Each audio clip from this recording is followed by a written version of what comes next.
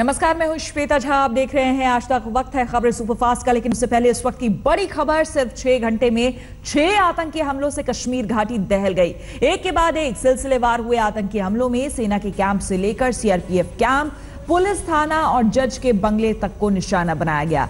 त्राल के CRPF camp के हमले में 10 जवान जख्मी हो गए, जिनमें 3 की हालत गंभीर है। इन सीरियल हमलों से सुरक्षा बल और खुफिया एजेंसीज के माथे पर बल पड़ गए हैं। शक जताया जा रहा है कि आतंकियों के कई छोटे छोटे गुट अब भी हमलों की ताक में बैठे हैं।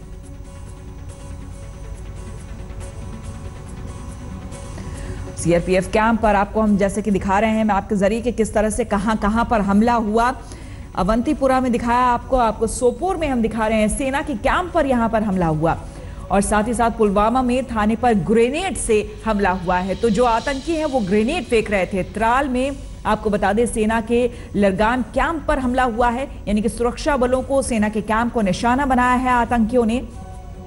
और ये एक बार फिर से आपको बताने की कोशिश कर रहे हैं कि कश्मीर में 6 घंटे के अंदर किस तरह से 6 सीरियल यहां पर आतंकी हमले हुए हैं। 6 आतंकी हमले हुए हैं 6 घंटे के भीतर। और त्राल, पुलवामा, अवंतीपुरा ये वो इलाके हैं जहां पर सेना के कैंप, सुरक्षा बलों को निशाना बनाया गया है।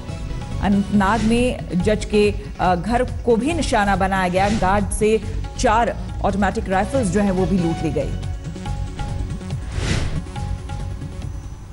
और अब देखिए खबरें सुपरफास्ट।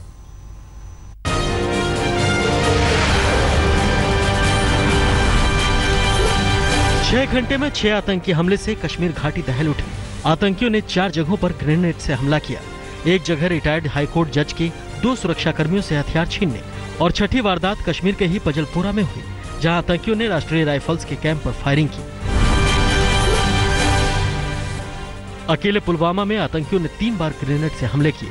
पहला हमला कल शाम करीब 6 बजे त्राल के सीआरपीएफ कैंप पर हुआ।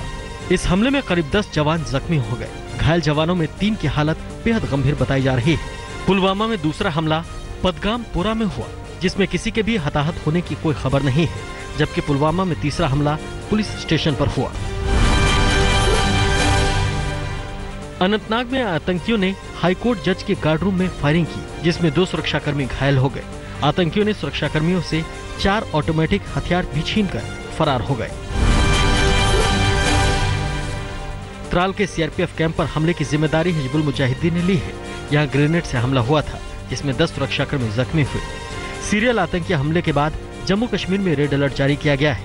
सुरक्षा बल पूरी तरह से मुस्तैद है। आतंकियों की तलाश में सुरक्षा बलों ने इलाके की घेराबंदी की है। कई इलाकों में तलाशी अभियान जारी है।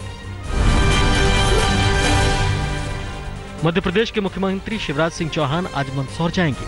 यहाँ वो पुलिस फायरिंग में मारे गए किसानों के परिजनों से मुलाकात करेंगे। मंदसौर में किसान आंदोलन हिंसक हो गया था। 6 जून को हिंसक किसानों पर पुलिस ने गोलियां बरसाई, जिसमें 6 किसानों की मौत हो गई। कांग्रेस ने शिवराज के दौरे पर सवाल उठाए हैं। पार्टी का आरोप है कि जब धारा 144 का हवाला देकर दूसरे नेताओं को रोका जा रहा है, तो मुख्यमंत्री शिवराज को जाने की इजाजत क्यों दी गई है। किसानों पर फायरिंग के खिलाफ ज्योतिरादित्य सिंधिया आज से सत्याग्रह करेंगे। उनका सत्याग्रह 72 घंटों तक चलेगा। मेरा दायित्व तो बनता है प्रदेश के एक नागरिक होने के नाते, इस क्षेत्र के साथ एक पारिवारिक रिश्ता होने के नाते मेरा दायित्व तो बनता है कि उन दुखद परिजनों से जाके मैं मिलूं, और उस दायित्व और उस जिम्मेदारी को मैं पूरी तरह से निभाऊं। कांग्रेस नेता ज्योतिरादित्य सिंधिया को कल मंदसौर जाने से रोका गया था। सिंधिया को रतलाम के जावरा गांव में पुलिस ने रोका। शहर में घुसने की कोशिश में उन्हें पहले ही गिरफ्तार कर लिया गया और फिर घंटों बाद रिहा कर दिया गया। कल पाटीदार नेता हार्दिक पटेल को भी मंदसौर जाने नहीं दिया गया। हार्दिक पटेल को नीमच में गिरफ्तार किया गया। हार्दिक उदयपुर के रास्ते मंदसौर जा रहे थे। गिरफ्तारी के बाद हार्दिक ने शिवराज सरकार पर जमकर हमला बोला। यहाँ पर किसानों का हितों की बात, किसानों की बात हो रही है, और मुझे लगता है कि अब किसान भी पूरे देश के लिए एकजुट हो रहे हैं। आने वाले दिनों में इसका जवाब मिलेगा। मध्य प्रदेश में किसान आंदोलन के बीच 24 घंटे के भीतर कर्ज में डूबे 3 किसानों ने खुदकुशी कर ली। सीहोर में 55 साल के किसान दुलचंद ने कीटनाशक खा ली। दुलचंद पर 6 लाख रुपए का कर्ज था।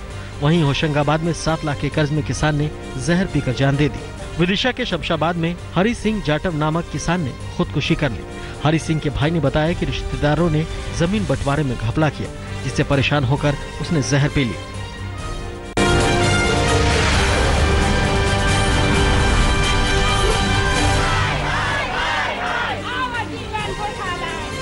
अलग गोरखालैंड की मांग और स्कूलों में बांग्ला भाषा थोपने के खिलाफ गोरखा जनमुक्ति मोर्चा के बेमियादी बंद के दूसरे दिन भी दार्जिलिंग अशांत रहा। गोरखा जनमुक्ति समर्थकों की चौक बाजार इलाके में पुलिस से जमकर झड़प हुई। प्रदर्शनकारियों ने पथराव किया। हालात पर काबू पाने के लिए पुलिस को भी लाठियां भांजनी पड़ी। पुलिस ने कल गोरखालैंड टेरिटोरियल एडमिनिस्ट्रेशन के सभासद सतीश पोखरेल समेत 3 लोगों को गिरफ्तार किया। हड़ताल का अलीपुरद्वार, कलिंपोंग, दार्जिलिंग, जलपाईगुड़ी के अलावा कूच बिहार, उत्तर दिनाजपुर में भी असर देखने को मिला।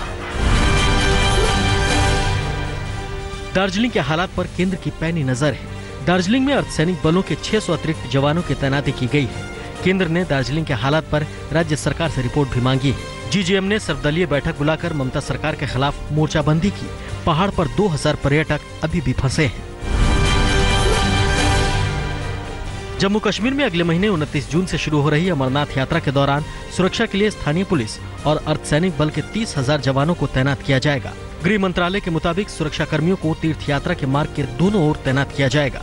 अमरनाथ यात्रा के दौरान सुरक्षा के पुख्ता इंतजाम करते हुए ये इंतजाम की गई है। 7 अगस्त तक चलने वाली तीर्थ यात्रा के लिए अमरनाथ श्राइन बोर्ड ने दिशा निर्देश जारी किए हैं। इसके तहत तीर्थ यात्रा के इच्छुक आवेदकों को स्वास्थ्य प्रमाण पत्र पेश करना होगा।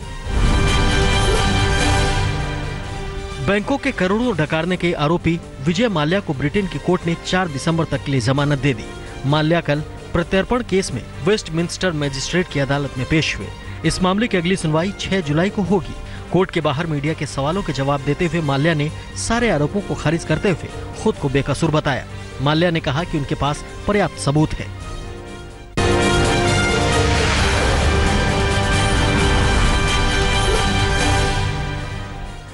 किसान आंदोलन के बीच राहुल गांधी विदेश दौरे पर निकल गए।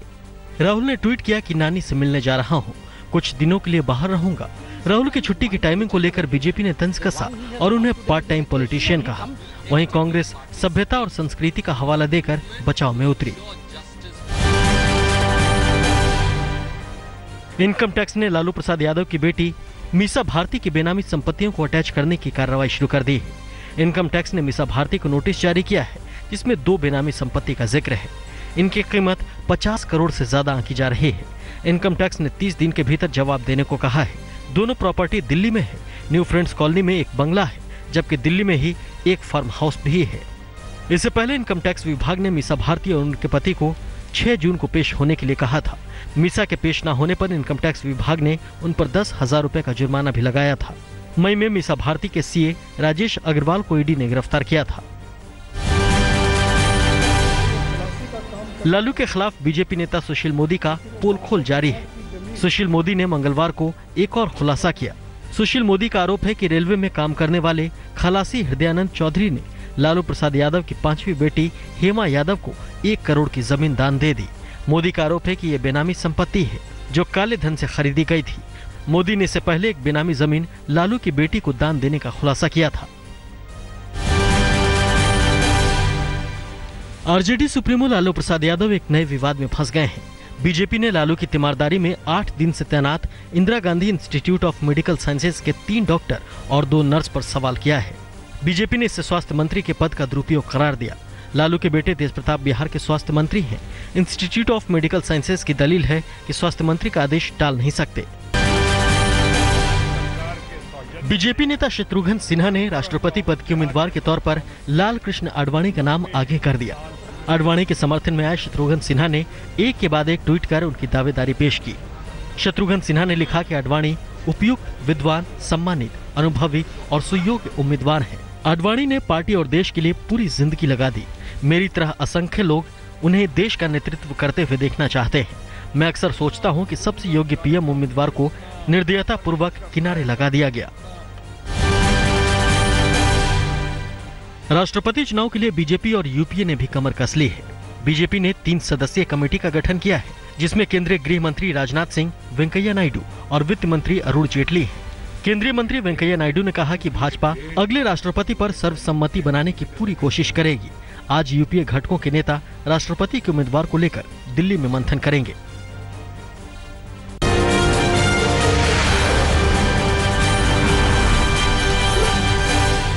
राजस्थान के बारां में बीजेपी नेता शिव शर्मा पर एक विधवा महिला ने दुष्कर्म करने का आरोप लगाया है। पीड़ित के मुताबिक पति की मौत के बाद से आरोपी बीजेपी नेता ने डराना धमकाना शुरू कर दिया था और पिछले 7 साल से डरा धमका कर उसके साथ रेप कर रहा था। पीड़ित की मेडिकल जांच के बाद मामले की जांच शुरू हो गई है। असम के नागांव जिले में भीड़ के इंसाफ का दर्दनाक वीडियो वायरल हो रहा है। वीडियो में एक महिला की बुरी तरह पिटाई हो रही है। सूत्रों के मुताबिक महिला पर छोटी मोटी चोरियां करने का आरोप था, जिसकी वजह से गांव के लोगों ने उसे सजा देने का फैसला किया। पिटाई के दौरान महिला जमीन पर गिर गई, लेकिन लोग उसे पीटते रहे। आखिर जब उसकी बुरी हालत हो गई तो कोई रिश्तेदार महिला को उठा ले गया। महाराष्ट्र के लातूर जिले में 17 साल की लड़की के साथ साथ एक महिला को गोबर खिलाकर जादू टोना करने का मामला सामने आया है। वीडियो 6 जून 2017 का बताया जा रहा है। लड़की और महिला को भूत की वजह से बीमार होने की बात बताकर एक बाबा ने इस तरह का बेतुका इलाज किया। महाराष्ट्र अंधश्रद्धा निर्मूलन समिति के कार्यकर्ताओं ने इस जानकारी को लेकर पुलिस के पास कार्रवाई की मांग की है। पुलिस ने 5 लोगों के खिलाफ केस दर्ज किया है। सूरत में 3 दिन से घर में कैद पत्नी को पुलिस वालों ने ताला तोड़कर मुक्त कराया। महिला के मुताबिक उसका पति घर में बंद कर रोज उसे मारता पीटता था। यही नहीं, जब पति घर से बाहर जाता तो वो घर में ताला लगाकर चला जाता था ताकि पत्नी कहीं जा न सके। महिला का कहना है कि वो यूपी के एटा में रहती थी और उसके पति उसे अपने साथ नहीं रखना चाहता था। 10 दिन पहले वो रिश्तेदारों के यहाँ आई थी, तब से उसके साथ वो मारपीट हो रही है। नोएडा पुलिस ने 5 ऐसे छात्रों को गिरफ्तार किया है जो अपनी जरूरत पूरी करने और कम समय में पैसा कमाने के लिए छात्र गैंग बनाकर बाइक चोरी किया करते थे। ये सभी छात्र 10वीं और 12वीं के हैं। पुलिस ने इन छात्रों की निशानदेही पर शहर के अलग अलग जगहों से 14 बाइकें बरामद की हैं। ये गैंग बाइक को बेचने के लिए ऐसे युवाओं को तलाशता था जिनमें बाइक को लेकर क्रेज होता था और 20 से 25 हजार में बाइक को बेच देते थे।